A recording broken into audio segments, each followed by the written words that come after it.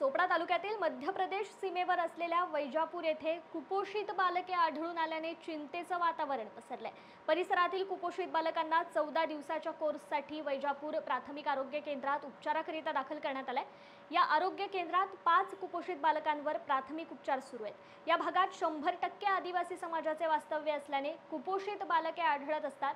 या बालकांवर प्राथमिक आरोग्य केंद्रातील वैद्यकीय अधिकारी म्हणून डॉक्टर दिनेश निळे यांच्या देखरेखीखाली उपचार सुरू आहेत।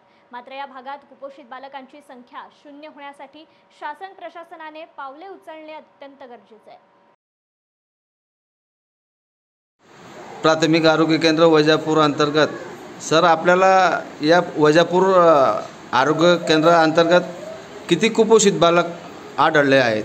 आमच्या केंद्रांतर्गत ज्या शासनाने आमच्याकडे अंगणवाडी सेविका आणि यांच्याकडनं आणि आपल्याकडनं जे आरोग्य सेवा देत असताना कुपोषित बालकं आपल्याला आता 5 आढळलेली होती आणि त्या 5ही बालकांना आपण प्राथमिक आरोग्य केंद्र वैजापूर येथे बाल उपचार केंद्र चालू करून त्यांचे उपचार आणि हे 14 दिवसासाठी आयोजित केलेले आहे। या 14 दिवसामध्ये तुम्ही जे बालकांना जो आहार असतो तो कुठल्या पद्धतीने दिला जातो?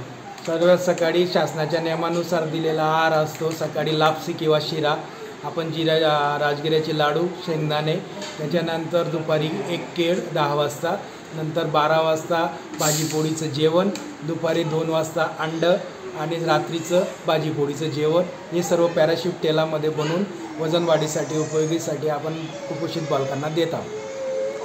14 दिवसानंतर हे कुपोषित बालक रिकव्हरी होतं का? हो, आताही आपले 5 दिवसात आपण एक 500 कोणाचं 1 किलो 1.5 किलो असे वजन वाढवलेले आहेत। आता ते सर्व आहेत आपल्यापाशी। थँक्यू।